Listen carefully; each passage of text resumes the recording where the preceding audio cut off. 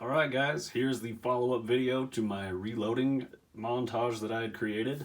I was sick that day and my voice didn't sound as good as it should have, so now I can talk. Now we're going to go over the groups and we're going to discuss the groups that I got using CCI number 400 primers, H322 Varget, Hornady 55 grain Vmax with cannular, also using Federal 223 brass.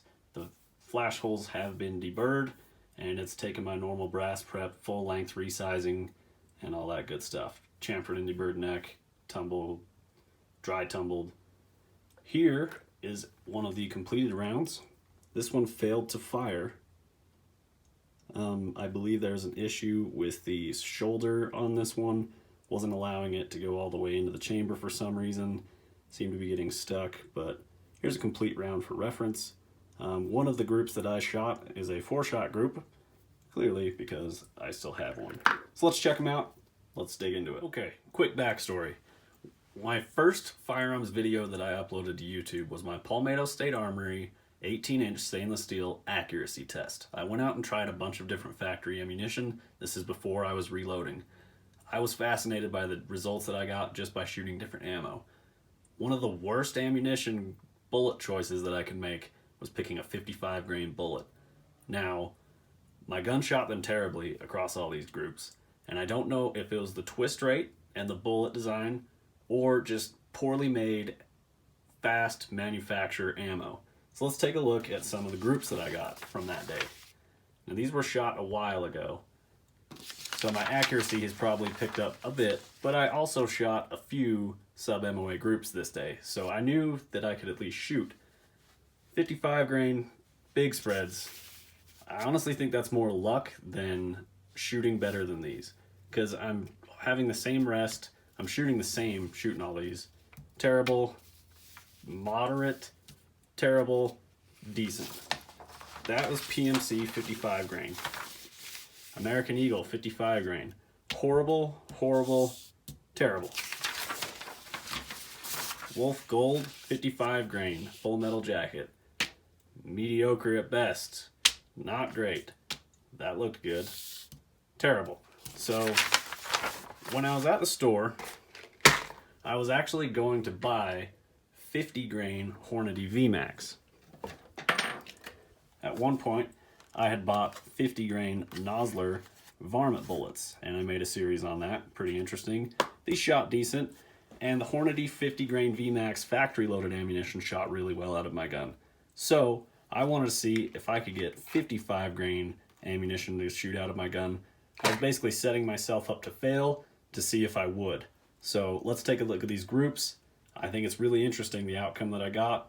Factory ammunition versus hand loads. Here's a look at the first group that I shot using H322 behind these 55 grain Vmax rounds. H322 with a charge of 21 grains got me a .964 inch group. My first load with these bullets, first try, got them under an inch.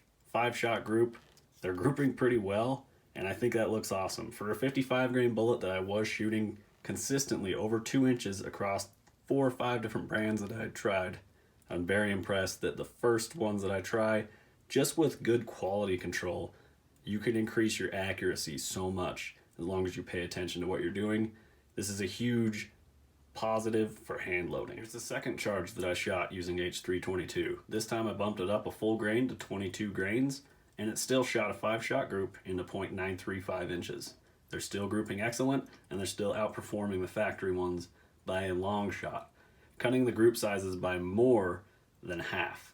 These things are shooting below an inch, and these are the first hand loads I've tried with these bullets. I'm extremely impressed at the difference of just taking your time and making your own, tailoring them to your own gun, which I haven't done yet. This is just out of the load data. This is straight out of a load data manual from Hornady, and they're printing awesome out of my gun. It's really impressive and definitely interesting to think about. If you don't reload and you've been thinking about it, here's a great reason why you should, to make your gun more accurate. When you're out shooting, sometimes you miss. Maybe it's not you. It could totally be your ammo. Okay, now we've switched to Varget. On the bottle, Hodgdon puts load data on here. The first suggested load data is 223 with a 55 grain bullet. It's exactly what we're shooting here, and clearly it's a good recipe because we shot 4 shots into .925. The 5th shot is that one that did not go off, unfortunately. I did try and chamber it 3 times and it still wouldn't go off. It looked like the firing pin was not coming in contact with the primer. I loaded up a different round and it fired no problem. So I set that back in my reloading box. We'll deal with that later.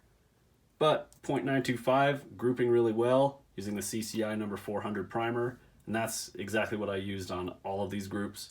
So shooting good with the first charge of Varget. Let's take a look at the second. So the first group we shot was 24.5 grains. Now we've gone up a full grain in powder to 25.5 grains. This one shot a 1.4 inch group. They're definitely stringing out just a bit. This one seems to be a bit of a flyer as far as this 4-shot group. I wouldn't shoot this more to try and test it more. I just don't think this one's shooting as good as 24.5. I may even try backing the powder off. My gun certainly seems to like 24 grains of Varget. It shoots the 69 grain Sierra Match King very well with that, and also the 75 grain Hornady match bullet as well. So if you go too hot, it doesn't always mean accuracy, and you just got to try it out and see what your gun likes or doesn't like. There's definitely a whole process to hand loading, but once you get it figured out, the results are awesome and it's extremely beneficial to the accuracy of your gun. Hope you guys learned something in this. Please like and share with your buddy if he's thinking about reloading. Maybe you and a friend could get into it together. It's totally possible. I learned almost exclusively from YouTube how to reload. And now I've turned around and I'm trying to share it back with everybody who reloads on YouTube. So I appreciate you guys' time. Please drop a comment if you have any questions at all. Let me know what you think of my groups that I got with the Palmetto State Armory 18-inch stainless steel gun. Totally affordable. Pick that up. Pick up some affordable reloading gear, and your gun's going to be shooting into under an inch as well. Thank you for your time. We will talk to you guys later.